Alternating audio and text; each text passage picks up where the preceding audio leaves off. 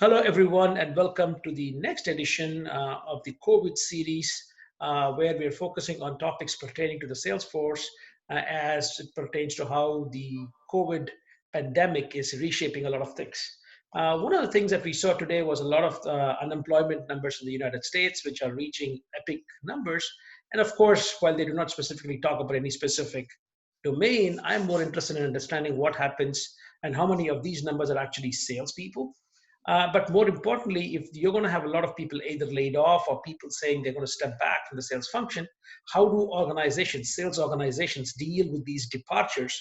And while I was trying to do some research on this, I came across a very interesting article in a top marketing journal. And that talks about this exact aspect of sales people leaving the organizations. So the article is titled Sales Representative Departures and Customer Reassignment Strategies in B2B Markets.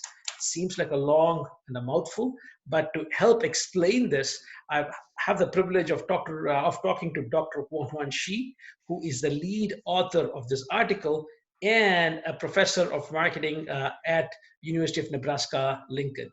So Dr. Huanhuan Shi, thank you so much for taking the time to talk to us. Yeah, thank you, Deva, for inviting me to join the podcast. Indeed. Yeah, it's my pleasure. Yeah. And so I'll introduce myself a little bit. Yeah. Yes, I actually had 6-year working experience in financial industry before I joined the PhD program at Penn State. So at that time, although my major is in accounting and finance, but I was involved in a lot of functions related to marketing. Yeah. And I realized that marketing is really important in any financial institute because customer is the king, right? And the sales leaders and marketing managers wanted to do a lot of decision, but their decision oftentimes is intuition-based and experience-based. Yeah. And often they are fighting each other with different opinions. But the data are there. So my idea is how about we can generate insights from the data we already have. Yeah. So that motivated me to obtain a PhD degree from Penn State. And at Penn State, I'm lucky to be part of the ISBM Institute. So it's Institute for the Study of Business Market. And I have the chance to interact with member firms. Most of them are B2B firms, and they all have to deal with a very important issue, which is sales rep departure and turnover. And they wanted to find some solution for that. Yeah. And basically, they could do two things, two big, broad category of things. One is they could prevent turnover, right? They could do better retention, they could provide a better compensation package, etc. And the other type of work is to do things after turnover happens. So our efforts is mainly in the second category. Yeah. So what if turnover happens? That's inevitable. So basically, every firm have this issue, and what firms can do to mitigate the loss or know something better so that they can take right action. So that's the motivation for this paper. Wonderful. I think I love this because of the fact that recently I had actually had a chance to read another paper where they talked about the fact that if you do have these disruptions, so they didn't talk about salesperson departures, but it was implied that if there was a disruption in the customer relationships, it's not always bad. That sometimes it can happen that the new person coming in can maybe do a better job, but it all goes into how you effectively manage them. And that is what interests me, is that difference between being able to do it well as against not being able to do it well depends upon how you manage that. And so I want to focus this time much more on this concept of salesperson departure. And while the interest right now is again, of course, involuntary sales departures, but let's probably begin to understand, first of all, before we talk about involuntary, I believe that your study is much more about where salespeople voluntarily leave, right? That is, they actually decide to go elsewhere, right? So now what made you focus on that part? You know what I mean? I'm sure that there's also a lot of interest as well. What if you fire salespeople? But why voluntarily salespeople leaving? Yes. So salespeople leave, they have a variety of reasons. Some of them are star performers. Yeah. So basically they have better offer outside, so they leave. So that's what concerns the firms, because they don't want it to lose star performers, right? And there are another category who perform really bad. But those people often leave voluntarily as well. Because they cannot earn enough commission, so they will leave. So basically, in B2B markets, I think that voluntary leave turnover is the kind of the big thing. Even if there are few people maybe fired, but very few cases. Well, but I think that's one of the things which caught my interest as well, because I was not thinking about it like that now.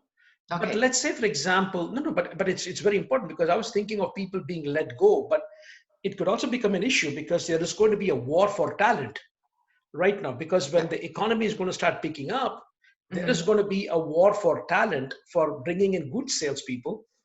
So every organization can learn from your research to say, how should I manage my people so that my good people stay, right? Because that is a big issue. Is even though during these COVID times, your research was pre-COVID, but I find it interesting that we should be careful about it right now as well, because eventually when the economy picks up, there is going to be a demand for good salespeople. So companies are going to be fighting to try to either bring in new talent, and they want the best of the best.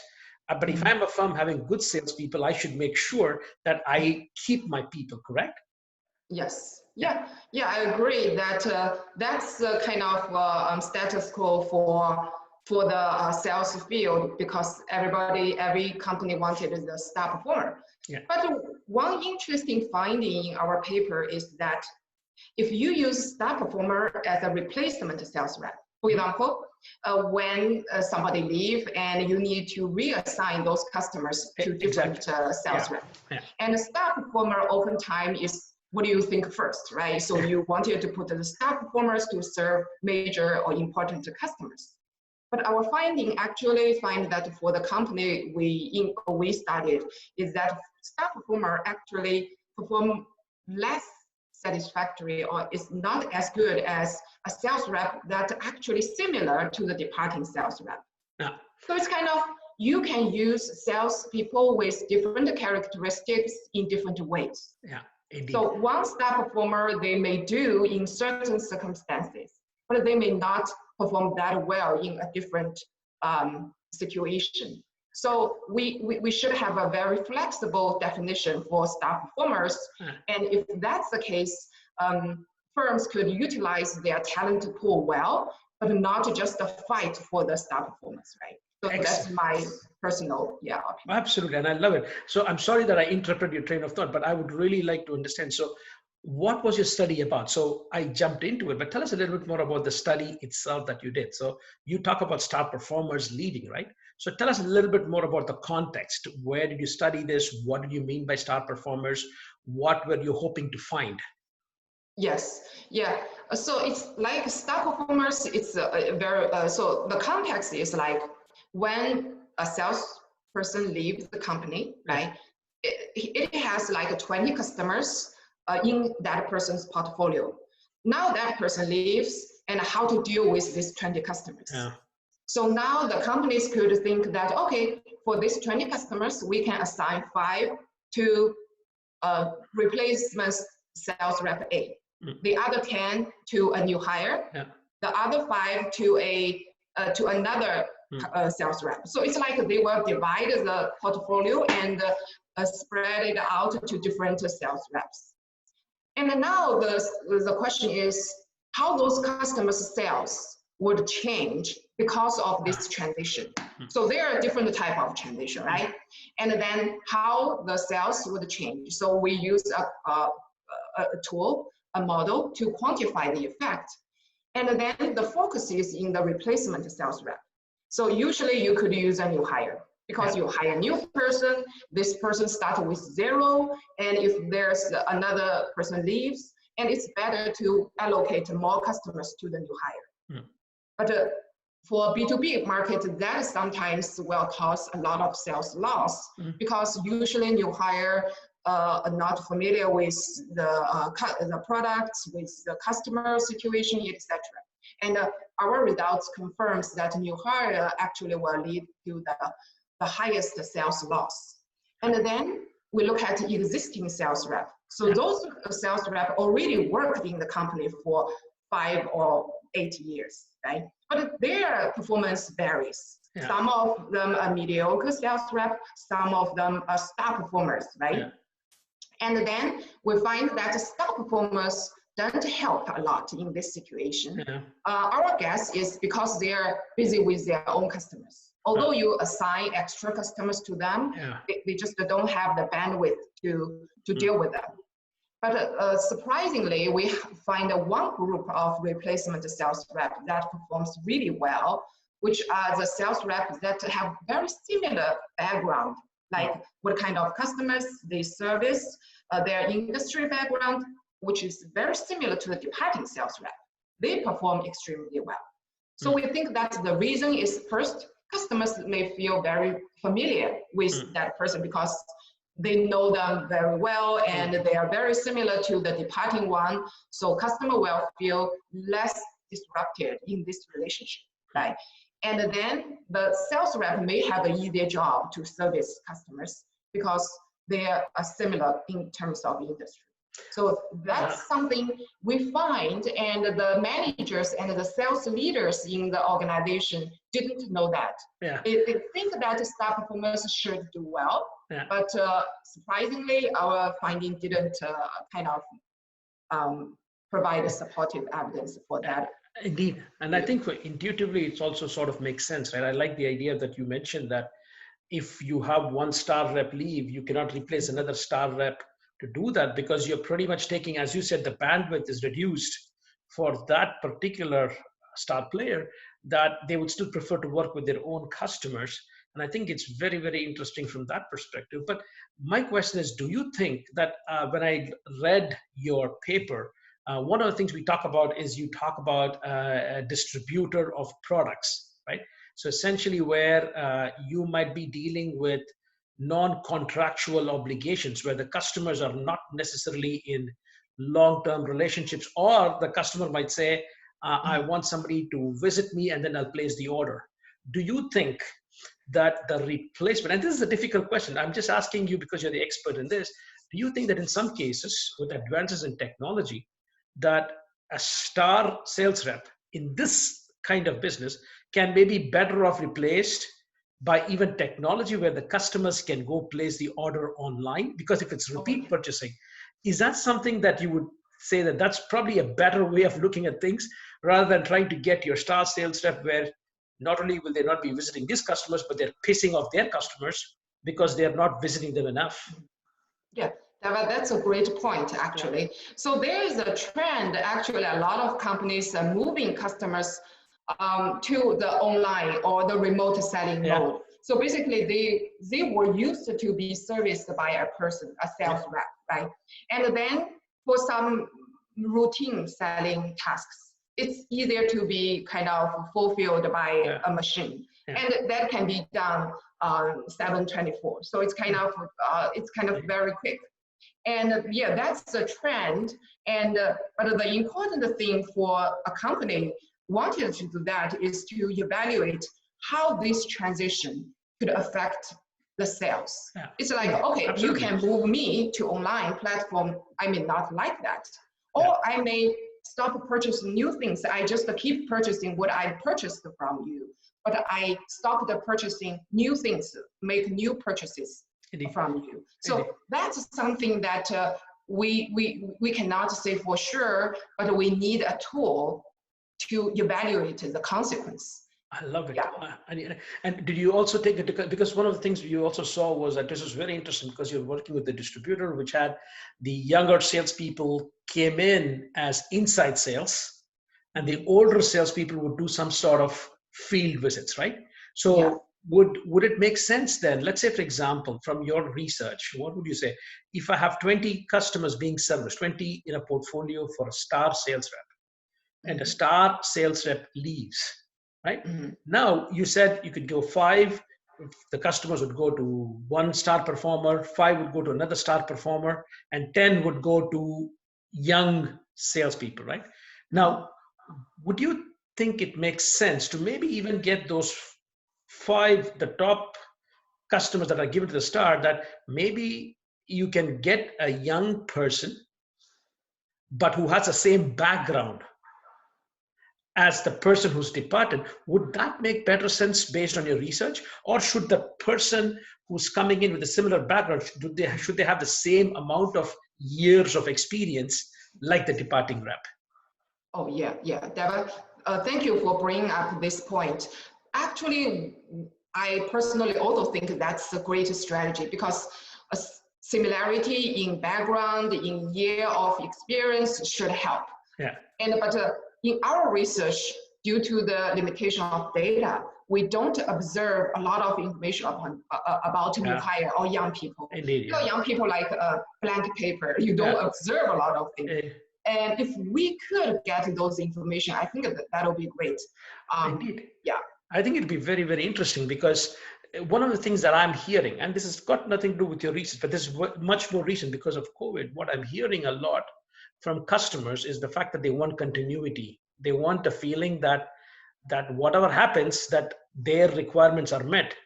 And I'm thinking, under those circumstances, the customers are willing to forgive you as long as they are being serviced, even when the star person leaves, but they're being serviced the same way. I think that is what would be very interesting to see. I don't know if you had that measured, is to see whether, for example, when the star salesperson left, did you, say, for example, control for a fact that the number of visits made to the customer remained the same? You see what I mean? But it could be that if the star salesperson was just doing order taking, that could be done by anybody, right? So I was just curious to see, was it just the visit reduction that led to bad results, or was something else happening as well? Yes, yes. So that would be the next step. Okay. It's like it's better to get the information related to how they interact with customers, how many phone calls, how many visits, and what kind of content, even email, text, right? So there's research even can dig into the emails they send out to the customers and really find what communications that influence the sales. That'll be the next step, but in our 2017 paper, we don't have that information, so that we cannot incorporate. But that'll be a great step that we could look into if we have the information. But I think the very fact that your research says that you just don't replace them with star sales reps, who, by the way, are expensive too. So if they're going to be expensive and they're not going to be doing their job, essentially what we're saying is that it might not make sense. It's how we manage them. So from your research, so one of the things, the key takeaways that you would advise managers, one thing from what I take away is that you don't need to replace star performers with star performers. The idea is that you should be smart in handling it. Maybe get somebody with the same background with this. Any other recommendations you would like to make to managers based on your research?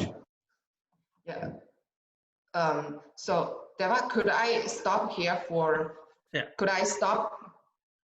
Yeah, I think other than that, the recommendation we actually have, because we are using a company as a demonstration. Yeah. So we would not say let's generalize the results to other firms. So that's a stretch too much. So what our recommendation is, there are actually some very simple tool that sales leaders could measure the sales impact of a lot of actions. Like you transit customers from online platform to human service, or from human service to online platform. You transit people from outside sales to inside sales, right? So whenever you wanted to do the customer transition, you could use a very simple way that we illustrated in the paper, that to use customers that haven't experienced the transition as a baseline, and to quantify the sales impact that you have. So it's a generalizable tool that can be used by sales managers in many situations. I love this. So essentially what I'm saying for sales managers is that, one, they should be willing to experiment and take the bold decision of saying, with some customers who have never been experienced to this at all, that maybe we should already move them towards new ways of interaction rather than existing ways. and then maybe try and see how I can better allocate my existing customers. I really like that idea. But I also think that the move towards online versus offline can be expensive if they have not already thought about it, right? Because for me, Yeah. the experimentation might be easier rather Mhm. than trying to go with online, because there's a research project that we are doing right now Mhm. where we are actually seeing a company using multi-channel sales approaches and Mhm. saying the customer can buy from the sales rep, they can buy online, they can call a call center, and Mhm. they can go to a store Okay. to get this. Essentially, we are right now working on this, Mhm. and essentially, it calls for a lot of coordination, which Mhm. some companies might not be willing to do. So I think there are levels. I guess what I'm learning from what you're saying is that there are easy to implement things, and there are a little bit more complicated things.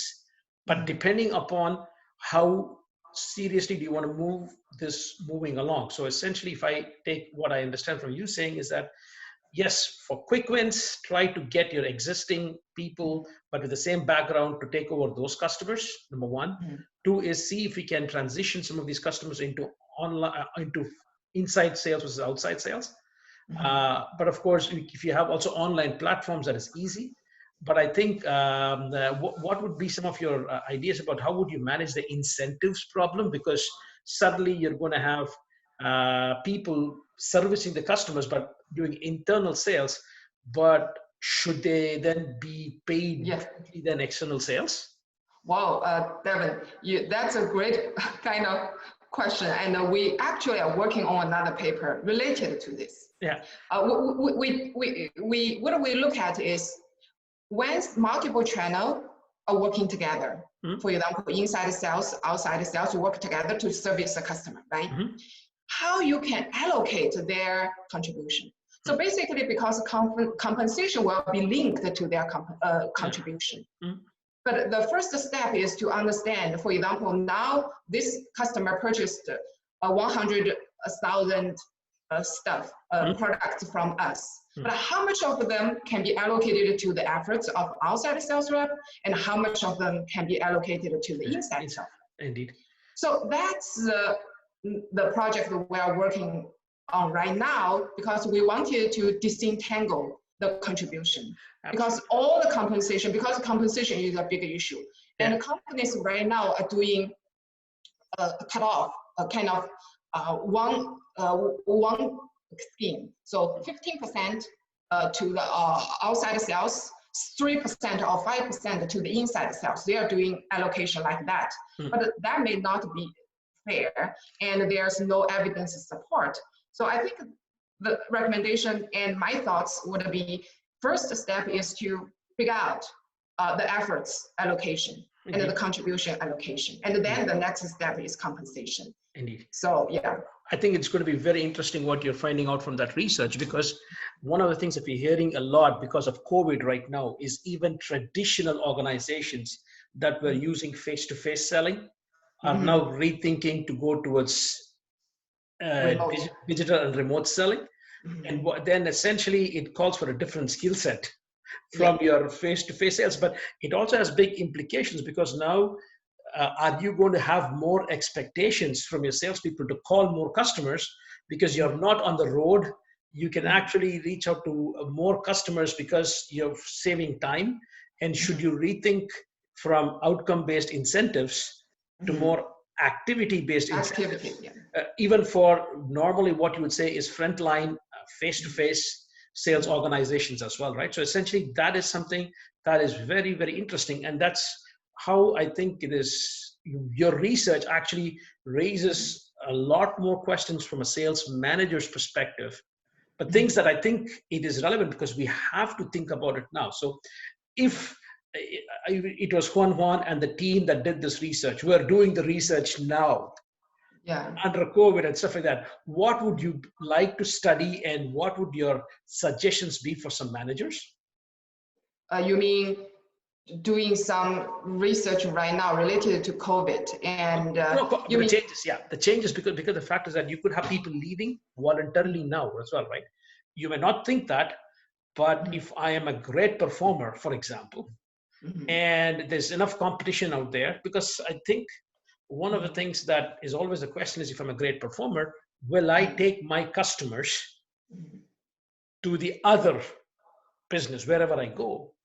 And if I'm not contractually obligated, then, so essentially another competition might not just want to buy my services as a salesperson, not only because I can go perform better, but I can also bring my customers with me, right? So for me, that's pretty much what. So if I was a sales director or a very senior sales leader now during COVID times, what should I be doing to keep my star salespeople motivated? Yeah, I think that as a sales leader, maybe star performers usually they are very motivated and they have their strength. For example, for the field sales rep, they are very good at interpersonal interaction, etc. And maybe this time, because now we all do things remotely, and provided them very good remote selling technique training, right? So it's a time that we are preparing for the next wave of new businesses. So right now it's a good time to invest in ourselves. It's like invest in your salespeople to give them the hope that they will become even stronger after this pandemic. And they would spend the time to learn remote selling technique. They might learn some modeling technique or a data visualization technique, allow them to do a better job like after the pandemic passed away. Now, what about this for, again, this is not the focus of your research, but I'm just asking your opinion. What if we do something really, really bad? So if I'm a sales leader and I have a star salesperson, is a great performer, but is expensive, right? Oh, yeah. And COVID times, you're struggling. So instead of firing my mediocre performer, why don't I fire my star salesperson who's expensive and replace that person with a sales rep who has the same background? Because that's the funny, right? I think this is a very twist on your study, but I'm sure that if that is the case, that organizations sometimes might have to make that hard decision too, right? Yes. That's a very brave decision, I would say. Yes, exactly. Exactly. Yeah. So if this can be implemented well, it would save a lot of money for the company. And of course, that need to be supported by evidence, like the research we've done. If the company could say that, okay, based on this data in our company, we also have the same kind of finding, then they probably could do that. But they could not just based on our finding based on other company to make the same decision. But it's kind of a process to, Indeed. And my takeaway from your research as well is that it also depends upon what the product, what the sales firm is selling, because from selling long-term contracts where there's a lot of complexity involved in the sales process, then it could be that you cannot let go of your star salespeople, because it's not just about selling the product, it's about the complete solution and need identification and the relationships that they've built. Whereas if I take a look at some of at least the company where you studied this is more like a kind of a distributor where they represent products from other companies, where the job of the salesperson could be value addition, but more along the lines of value addition, making the product available at the right time, at the right place kind of stuff as well. So yes. So I think that's all I wanted to talk to you about. And I think it was very, very interesting. I think your research, when you did that research in 2017, you probably did not assume that it might become as important now during COVID for sales managers to start asking themselves. I really think that the last question I asked was most twisted. But if I want to be serious about this, I really should be careful about how I take care of my sales reps. Because if I don't do it, I may run the risk of losing a lot of business. And that for me is, business is one part, but I also think there's loss in relationships that might not be good as well. And I think your research together with your co-authors should actually be studied well for management to take a look at. Yes, we should take care of our star sales reps, but we should also have contingency planning, because if one sales rep or star sales rep leaves, we also should have some kind of a backup to make sure that we don't have those losses. That's the way I see your research. That's the way I think today. If you are going to let go of salespeople, have a backup and have a very clear idea of how you want to replace them. Just don't go about just dividing the customer and reassign them based on the star performance of your sales rep. So thank you so much for your time. It was a very, very interesting read. I enjoyed reading it, and talking to you was also very insightful as well. Yeah, thank you, Deborah. Yeah, thank you for your great questions. Yeah, Just you are thank, expert in this. Yeah. oh, but thank you so much. Thanks. Yeah. And for everyone, stay tuned. We have other interesting talks coming up as well. And when we tag this on LinkedIn, please connect with Dr. Huanhuan Shi. She has some very useful insights. They're doing some great research. And if your firm can also benefit from that research, please feel free to contact her as well. Thank you, everyone. Thank you.